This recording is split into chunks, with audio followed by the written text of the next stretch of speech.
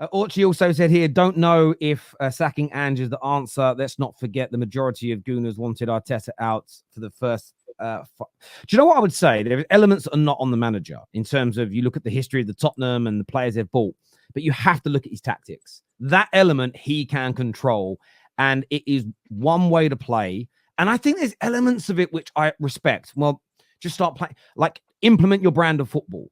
But I think unless you have a squad like Real Madrid's or a squad like Man City's, which most don't, because there's only a finite amount of players in the world, you have to adapt the way you play. And let's not pretend that Pep hasn't adapted his football over the years.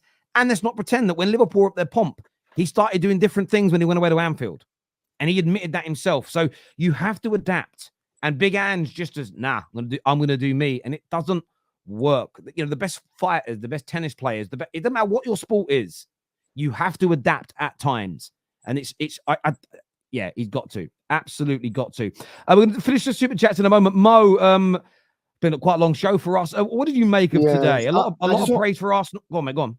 Yeah, I just want a couple of points. I came here to make a couple of points. Number one, this love for Ange Postecoglou reminds me of the PR that Vincent Kompany got when he got relegated with Burnley, by the way.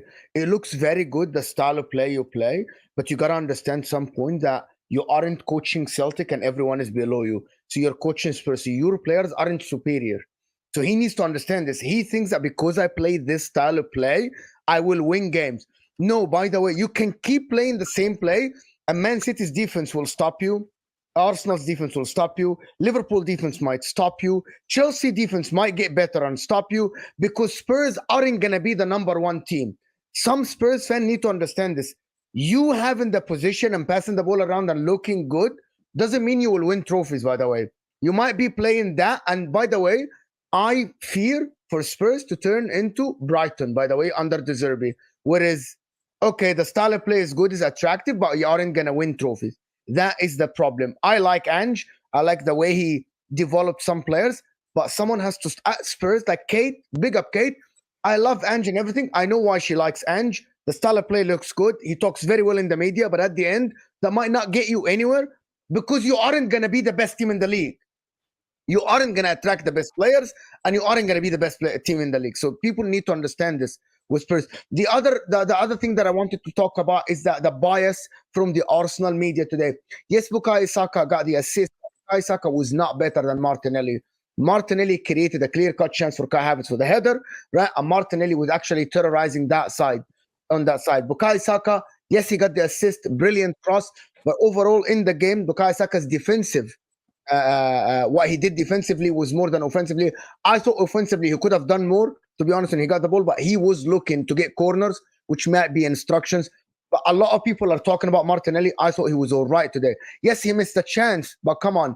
Martinelli would not have gotten there. He took Pedro Porro to school about 3, 4, 5 times to that line and created chances, but people aren't fair with Martinelli. Now, this was one of his better games for over a year now. One of his better games for over a year now, by the way, offensively and defensively, but people didn't want to speak about this, to be honest. Kai Havertz today ran his ass off on the pitch, off the pitch. But you guys, Arsenal fans in the chat and everywhere, you guys need to be careful. You guys now have favorites, and you aren't saying it as it is. Gabriel Martinelli was good today in both aspects of the game, because I see on Twitter, on the media, oh my God, he missed a chance. But talk about the other things. Talk about Saka not dribbling as well. Talk about Saka looking for corners instead of dribbling. Martinelli today was good. What he missed a chance, yes, but Martinelli wouldn't have been there if it wasn't for the effort. And by the way, that particular play, he was the one who was defending just 10 seconds before he was the first one to get to that point up top. So people need to speak about that. Arsenal today silenced a lot of haters and a lot of critics and a lot of people in the media. Mikel Arteta, as Gunnar Sol said, proved to everyone that he's adaptable and he can create plans that work. So shout out to Arsenal and shout out to hopefully they can win the league now from now on. Hopefully they can go to the Etihad and actually do this and maybe win the game. We'll have Declan Rice back. Hopefully, because I can't sit here in February with Man City 10 points above. I can't do this. Again, I think if you're not on, I get that some people don't want Arsenal to win the league, but if you just everyone take their bias out for a moment, just surely as Premier League football fans, we don't want the title race to be over in September or October time. You want it to be exciting. This here says, you said that Spurs are shit, yet you're all praising a masterclass by Arteta against a crap team. You all said, no Rice, we're going to win comfortably. So is it a masterclass when you all predicted this? I didn't predict that, to be fair. I'm not going to lie to you. I was nervous as an Arsenal fan, personally, going into this game, because derbies, if you look historically, even at our best, we always struggle to play Tottenham, right? Even with the likes of Henry, Perez, etc., invincible seasons, it was never clean cut. So for us to be losing 3 players, and this is where kind of it got lost on me when a lot of people were saying, oh, but we're bringing their form into it, and etc. We've had better teams, or teams that have done more and had more established winners, and struggled to win 3 games away at Tottenham, yet alone having a whole midfield depleted. So for me, I was actually nervous coming to this game and thought, I was looking at it like worst case scenario. I'd be happy if we walked away with a draw at Tottenham and a draw away at City, because that would leave us within 4 points of City going into, you know what I mean, having gone to Villa Park, City and Tottenham away. And I think as well, and it's a good challenge, I think, to add in it. Obviously, when you get challenged, you can open up more on what you mean. What they did right today, Arsenal, is they didn't play the occasion, they played the game. So Arsenal, if they play the game, are better than Tottenham, in my opinion, 18, 19 times out of 20. I really believe that. If Arsenal would have played the occasion today and dropped out of their shape, pressed when they shouldn't have done, allowed Tottenham to have more space, they may have lost the game. And I think that maybe it wasn't articulated by a lot. I thought that Arsenal would win. And the reason I thought Arsenal would win, I thought there'd be more goals, by the way, today. Although I think the opportunities were there for goals, it was just sometimes really good defending and sometimes the final ball wasn't good. I think it was a comp for both teams. But I believed Arsenal would win because I just believed they would put in a mature performance as we saw today. I just thought they would know what to do. They would and stop Tottenham. And that's essentially what they did. Time is a weird concept. We remember how everyone spoke about Arteta. Ange is doing better than he did. It's like people never learn. Also, Company was a good coach, no PR. This is the thing. So it's not about people being good coaches or bad coaches. I actually think, and this is where, although the new phrase of head coach comes out, there's an element to coaching that isn't, can you coach a brilliant looking style of football?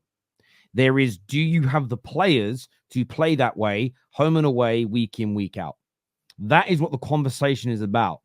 And sometimes you can do what Company did and end up sort of fall upwards in that way. And they look really good, actually. I watched Bayern Munich's game yesterday. The ball was moving really, really well.